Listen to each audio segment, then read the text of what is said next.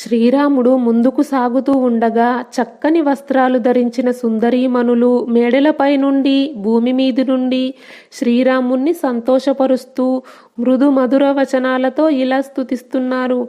మాతృమూర్తికి సంతోషం కలిగించే ఓ రామ, నీ సిద్ధయాత్ర సఫలమగుగాక. తండ్రి రాజ్యమునకు యువరాజు కాబోతున్న నిన్ను చూస్తూ తల్లి కౌసల్యాదేవి ఎంతో మురిసిపోతుంది సుమా.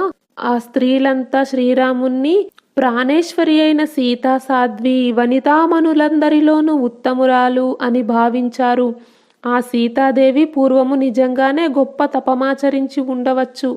ఆ ఫలితమే చంద్రునికి రోహిణిలాగా శ్రీరామునికి అర్ధాంగి అయ్యింది అని మేడలపై ఉన్న స్త్రీలంతా ప్రియవచనములను రాజమార్గంలో వెళ్తున్న పురుషోత్తముడు అయిన శ్రీరాముడు విన్నాడు. వేరే ప్రదేశం నుండి వచ్చిన జానపదులు పురప్రజలు తన గురించి తన